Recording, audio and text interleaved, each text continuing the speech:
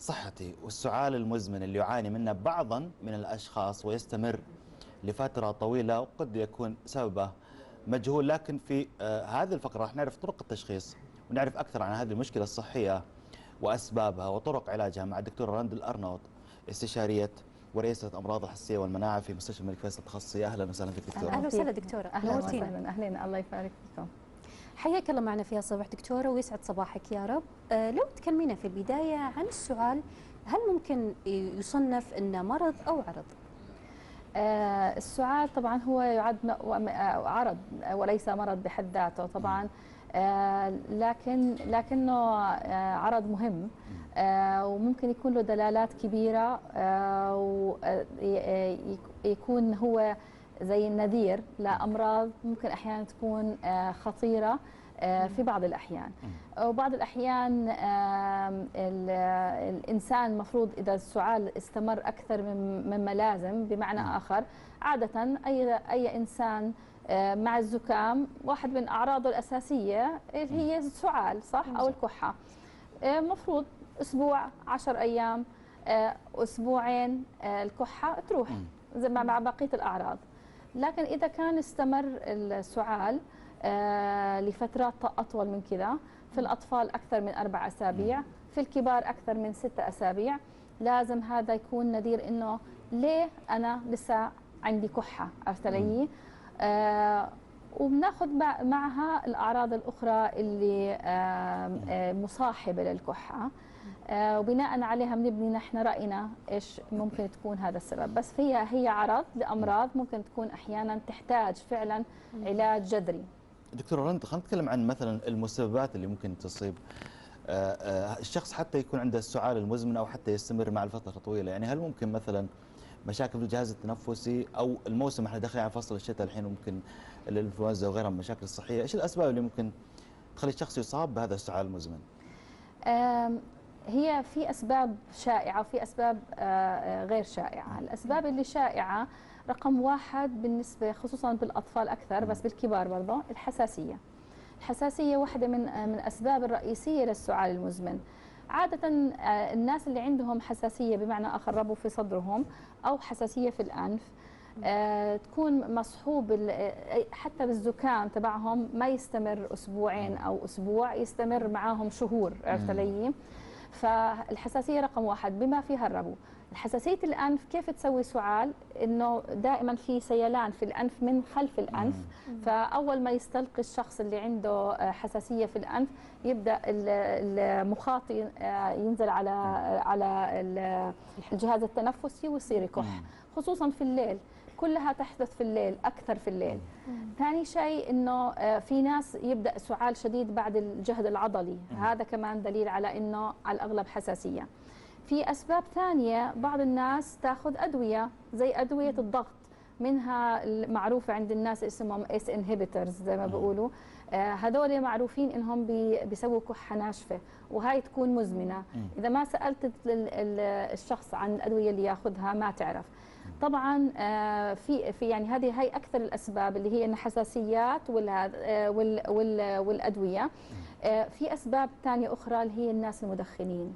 المدخنين بعد فترة طويلة من التدخين بيبدأ يصير في عطب في الرئتين، والعطب في الرئتين هذا بيسبب مخاط شديد. والمخاط الصباحي اللي مدخن معروف يضل، اللي عنده حدا مدخن في البيت يعرف يضل يكح يكح يكح ويطلع كميات كبيرة من البلغم. فالعطب في الرئتين بسبب التدخين المزمن أحد الأسباب. من الأسباب الثانية الارتجاع من المعدة.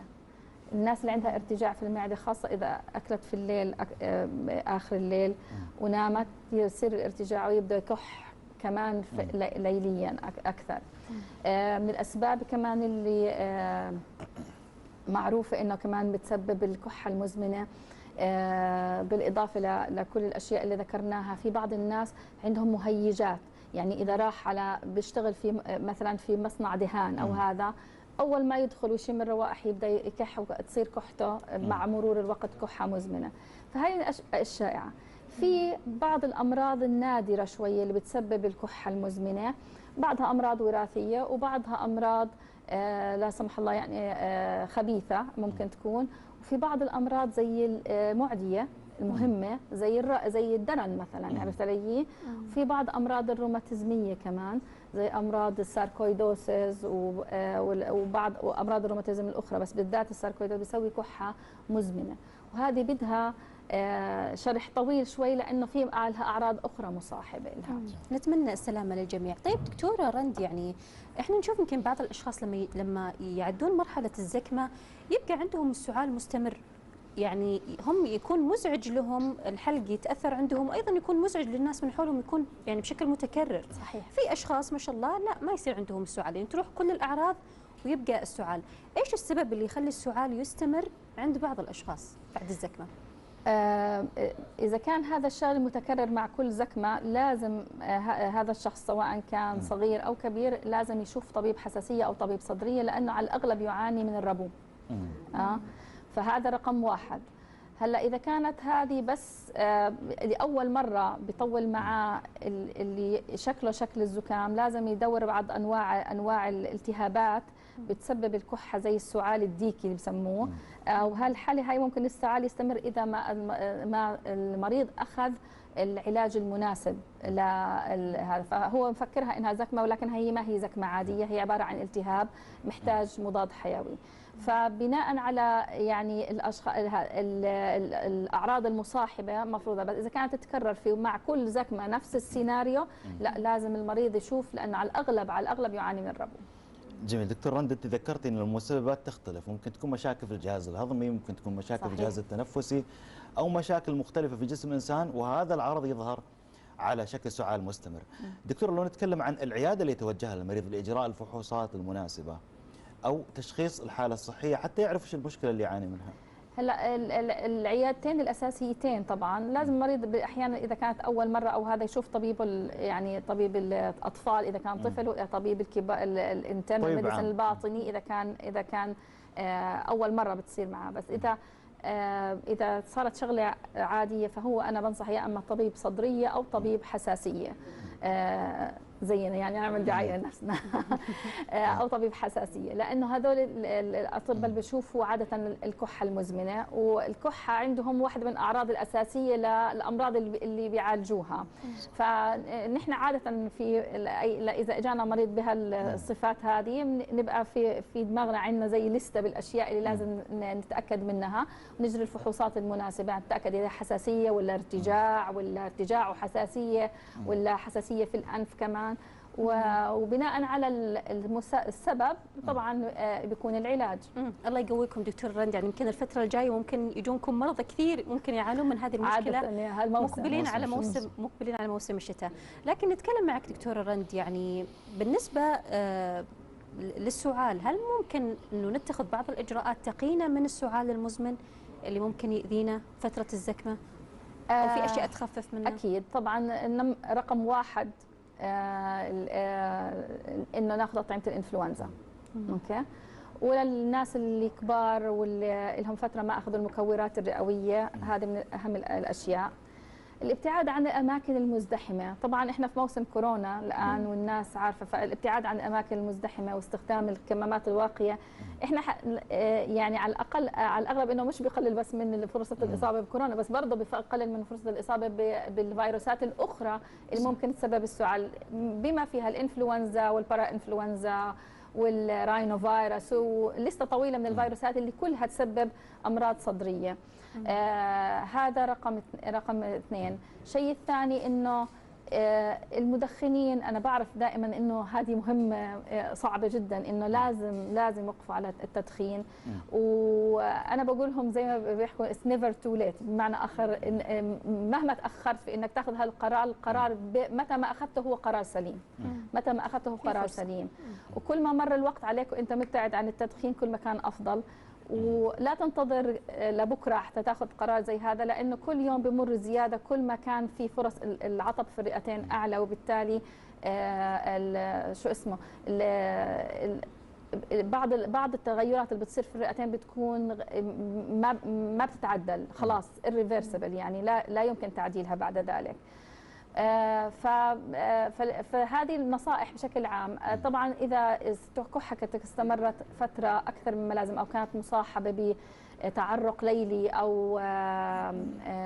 او ضعف عام او حراره بتروح بترجع، الافضل انك تشوف طبيب في اسرع وقت ممكن عشان تجري فحوصات مهمه ممكن انها يعني تاثر تاخذ مسار مختلف عن في الشفاء، بدل ما انها تتاخر الحالات اللي بتكون محتاجه فعلا علاج جذري. الله يحمي الجميع ان شاء الله ويديم الصحه والسلامه على الجميع. دكتوره رند، خلينا نتكلم عن نصائح اضافه الى ذلك في بعض الناس اللي يعانون من هذا السعال المزمن لاسباب مختلفه. احيانا يواجهون مشاكل سواء زي ما ذكرتي، خاصه انه تجي بالليل اخر الليل ممكن تصعب النوم سواء على الطفل او على كبير السن. فهل مثلا في مشروبات ممكن او نصائح ممكن طرق للنوم ممكن تساعدهم في عدم التعرض او عدم الاذى من السعال اللي ممكن يزعج الشخص؟ هو عاده إهمال الموضوع هو رقم واحد، إنه الإنسان ما يوصل للشفاء بالطريقة السليمة. فإذا كان المريض زي ما حكيت إنه هذا الشيء يعاني من هالشغلة هاي، يحاول دائما يعرف سببها. الشيء الثاني إنه بما إنه الارتجاع واحد من الأسباب، ونحن عندنا أعتقد نسبة كبيرة من الناس عندها ارتجاع، يفضل إنه الإنسان ما يأكل قبل النوم بكثير، عرفت علي؟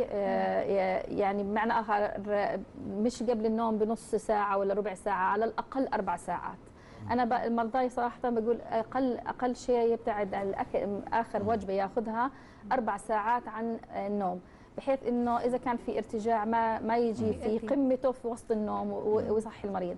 إذا كان المريض بيصحى في الليل وعنده كحة شديدة أو كتمة، الأفضل إنه يجرب طبيب يعطيه موسع القصبات، لأنه ممكن يخفف كثير من الأعراض.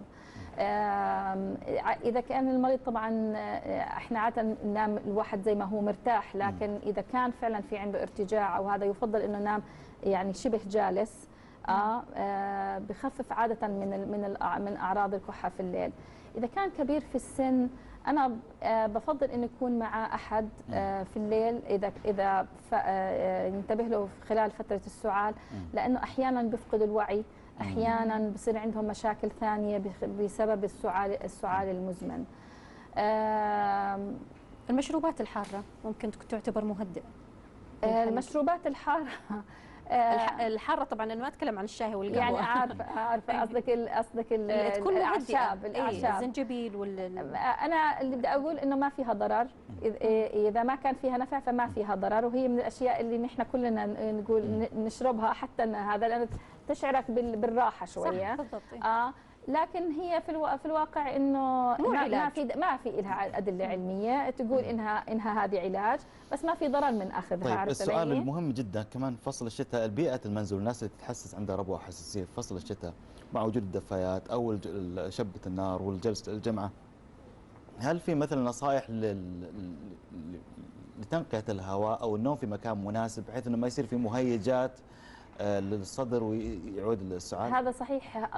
اصلا مفروض المريض اللي على الاغلب عنده حساسيه، اللي عنده سعال مزمن اللي هو رقم 1 سبب الحساسيه، لازم يبتعد عن الاماكن اللي فيها عطور قويه، روائح نفاذه، دخان سواء كان تدخين او دخان من البخور او من المدافئ او من الحطب، عرفت علي؟ فلازم يبتعد عنها. وانت تسمع المرضى هاي تقول لك انا لما اقرب على محل فيه بخور قوي او على مشبة نار انكتم، ما اقدر، ويبدا يكح باستمرار. فلذلك انه لا شك انهم هذول لازم ما اول شيء ما يناموا، اذا ما قدروا انهم ما يجلسوا في المكان اللي فيه هذه الدخان الموجود او الرائحه النفاذه، ما يجلس. واذا كان يعني هذا يبتعد اكثر شيء ممكن عن المكان قدر الامكان، واكيد ما ينام في نفس المكان، مش بس عشان السعال، لاسباب ثانيه، لانه اصلا مش صحي ابدا وممكن يؤدي للاختناق اصلا. فالافضل فاكيد الاشياء المهيجات زي مثل هذه، حتى في بعض المريضات اللي عندهم يعني عارفين انه عندهم حساسيه وعندهم سعال مزمن، ما يروحون افراح، ما يروحون تجمعات نسائيه كثير بسبب او حتى مناسبات، بسبب كميه البخور اللي تستخدم عاده بينكتموا، بصير يعني صح، حالتهم صعبه مره. اكيد احنا شاكرين لك هذا التواجد دكتور رند، وان شاء الله انه كل المعلومات وصلت والتوعيه وصلت للمشاهدين ولنا ايضا. شكرا لك دكتور رند الارناؤوط، استشاريه ورئيسه امراض الحساسيه والمناعه بمستشفى الملك فيصل التخصصي. يعطيك الف عافيه على التواجد. الله يعافيكم، شكرا على الاستضافه، لا تنسوا الكمامات للجميع عشان الكورونا. اكيد هذه رساله مهمه كمان. والله يحمي الجميع، ودائما في كل فقره صحيه نقول الله يشفي كل مريض ويديم الصحه والسلامه. اكيد عليكم متابعينا، بس انه في هذه الفقره اكيد نشكر ضيوفنا دائما اللي يقدمون التوعيه والمعلومه في مواضيع مختلفه، وان شاء الله نكون جاوبنا في هذه الفقره بالتحديد على كل اسئلتكم.